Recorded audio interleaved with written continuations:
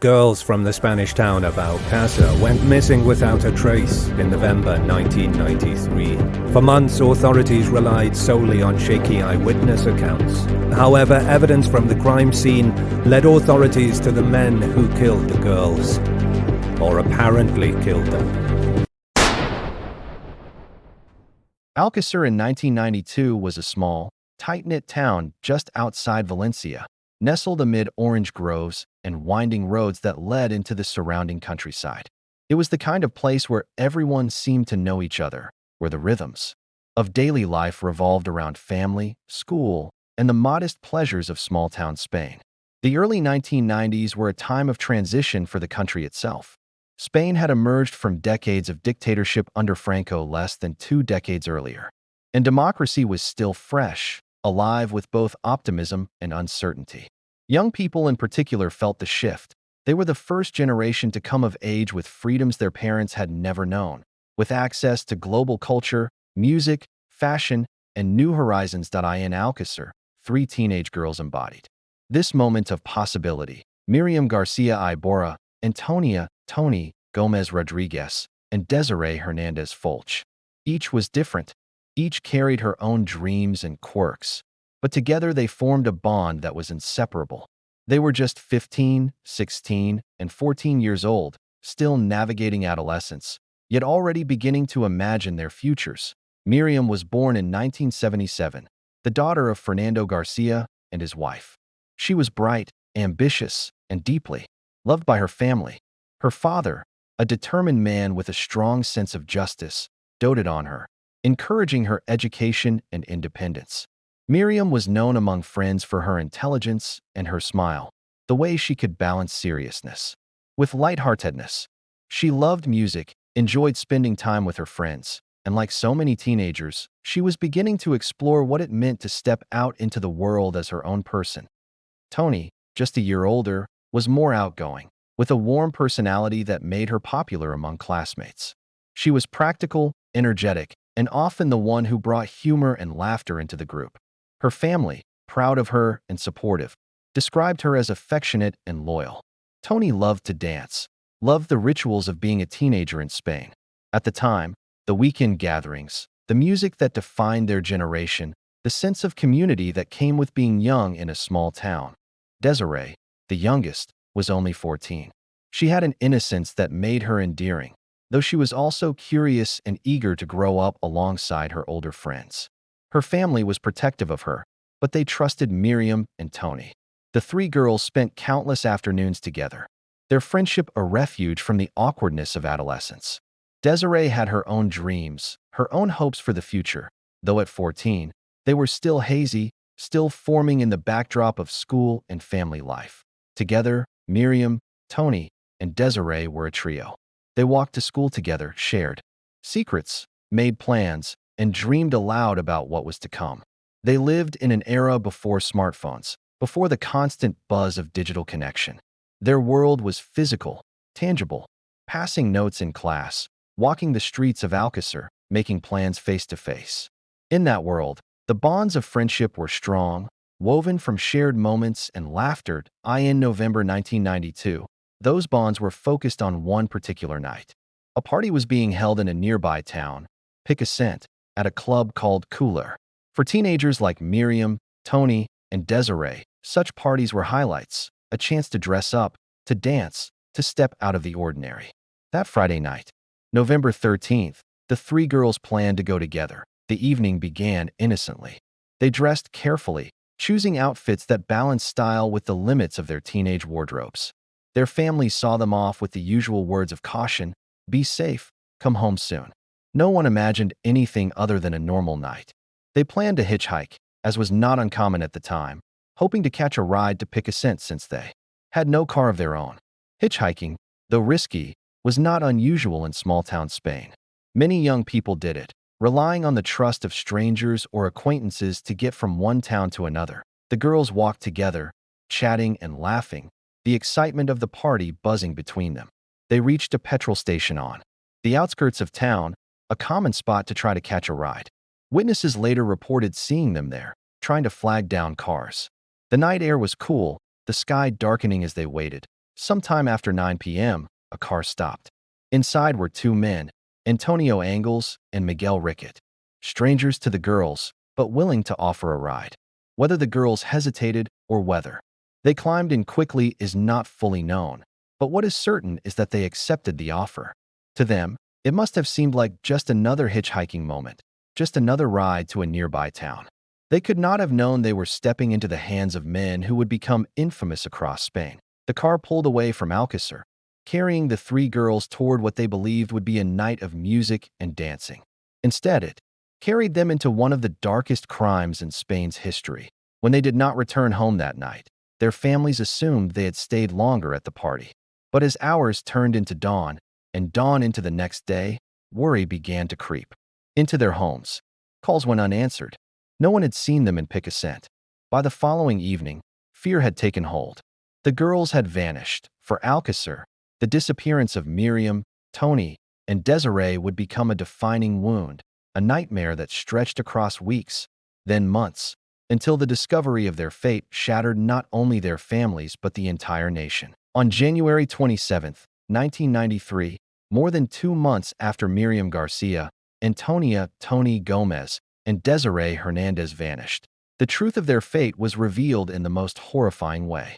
A group of beekeepers hiking in a remote area near La Romana, a rugged hillside about 30 miles from Alcàsser, stumbled upon something unnatural. At first, they noticed a hand jutting from the earth, pale against the brown soil and brush. Nearby, torn fabric clung to roots. Shocked and unsettled, they, already broken by grief, now had to endure the public consumption of their daughter's suffering. For Miriam's father, Fernando Garcia, it became a personal mission to fight not only for justice but also for dignity. To ensure his daughter and her friends would not be reduced to spectacle, the funerals drew thousands. The town of Alcàsser became the epicenter of national mourning. Streets overflowed with mourners carrying flowers, banners, candles. People who had never met the girls wept openly, shaken by the cruelty of their deaths. For many Spaniards, it was as though their own daughters, sisters, or friends had been taken. The atmosphere was not only sorrowful but also furious. Citizens demanded justice, demanded answers, demanded to know who could have committed such evil. Politicians issued statements of condolence, promising full support for the investigation. Of November 13, 1992, turned into a long, restless vigil for 3 families in Alcàsser. At first, there was little reason to panic. Teenagers were often late, sometimes choosing to stay longer at parties, sometimes deciding to spend the night at a friend's house. Miriam's parents assumed she might have stayed with Toñi or Desirée. Tony's family thought the same. But by dawn on Saturday, when the girls had not come home, unease hardened into dread. Calls were made to friends. No one had seen them at the party in Picassent. Some reported that the girls had planned to be there, but others said they hadn't arrived. The trail was already fractured. The mothers paced kitchens, staring out windows, clinging to the hope that any moment the girls would walk back through the door, tired but safe. By Saturday evening, when there was still no sign, all 3 families went to the Guardia Civil to report the girls missing. The Guardia Civil took the report seriously, but at first, their responses were measured. Teenagers, they reminded the parents, sometimes ran away, sometimes disappeared for a few days before returning. But the families were adamant. These girls were not runaways.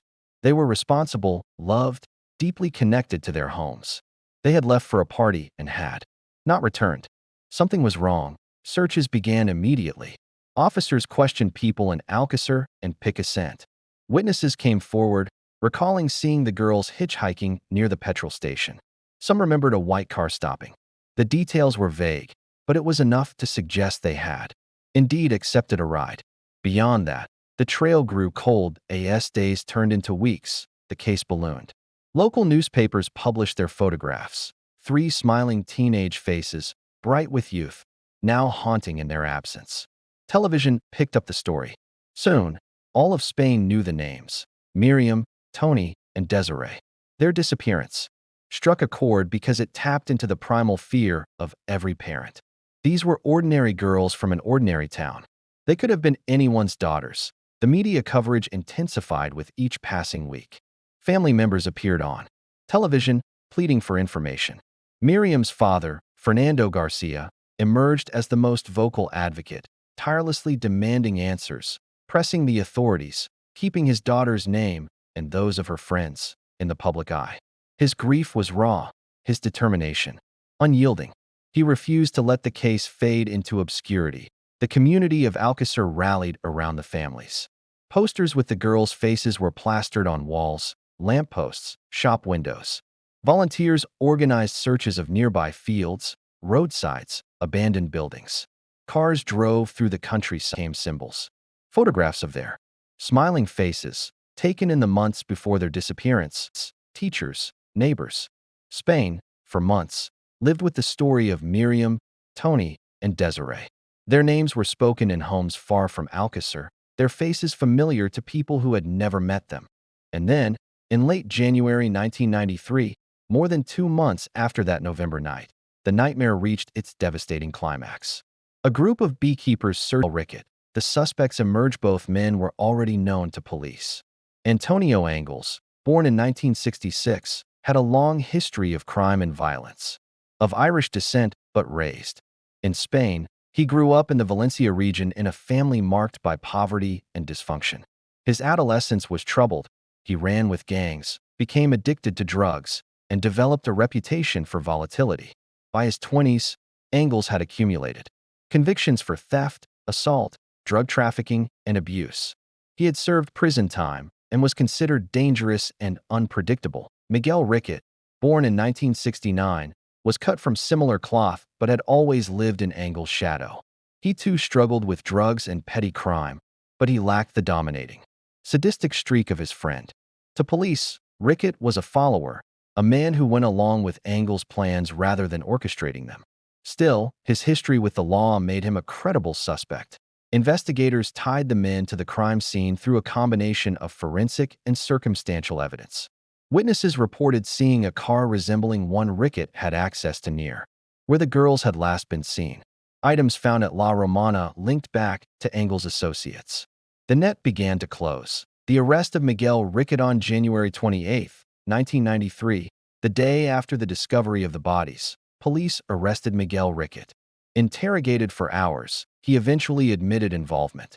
His statements, though inconsistent and shifting, painted a chilling picture. He and Angles had offered the girls a ride, driven them to the abandoned house at La Romana, and subjected them to days of sadistic torture before killing them. Ricket positioned himself as a reluctant participant, suggesting Angles was the driving force. Whether out of fear or strategy, he laid most of the blame at his friend's feet. The manhunt for Antonio Angles with Ricket in custody, attention turned to Angles. But by then, he had vanished. What followed was one of the largest manhunts in modern Spain. Police scoured Valencia, raided homes of his associates, and tracked leads across the region. For weeks, sightings were reported. Angles was said to have hidden in abandoned buildings, stolen cars, and relied on sympathetic acquaintances. The hunt spread beyond Spain. Authorities believed Angles had stowed away on a ship bound for Ireland. Reports surfaced that he had been seen in Portugal, then in France, then even in South America. Interpol issued alerts. Yet despite the scale of the operation, Angles was never caught. His escape became legend, feeding both fury and speculation. How could one of Spain's most wanted men slip through the cracks so completely? The trial of Miguel Ricket. The case against Ricket moved forward. In 1997, after years of pre-trial delays, he stood trial for the kidnapping, rape, and murder of Miriam, Toñi, and Desirée. The courtroom was packed. Journalists filled the benches. Cameras rolled. The parents of the 3 girls sat in grief-stricken silence as prosecutors described the nightmare their daughters had endured. Ricket's defense argued he was a minor participant, manipulated by Angles, not the mastermind. But the evidence and his own confessions tied him irrevocably to the crime.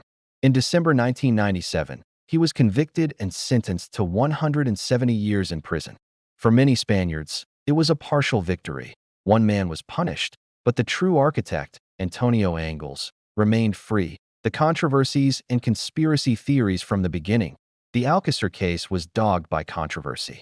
The autopsies had revealed such extensive torture that many found it hard to believe just 2 men had committed it all alone. Some argued there had been more perpetrators, perhaps even a larger network.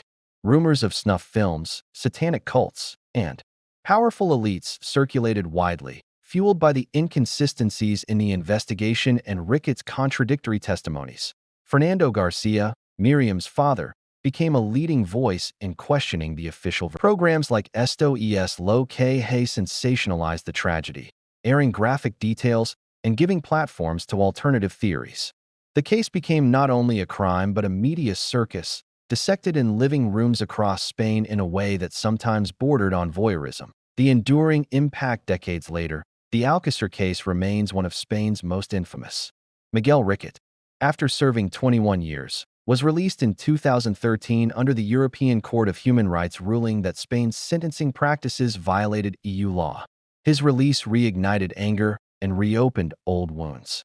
He maintains that he was not the principal perpetrator, continuing to place blame on the vanished Angles. Antonio Angles, meanwhile, remains one of Europe's most wanted fugitives.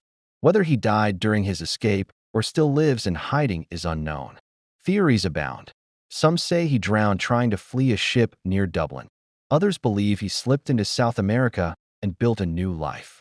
His ghost looms over the case, the unanswered question that prevents closure. For the families of Miriam, Toñi, and Desirée, closure never came.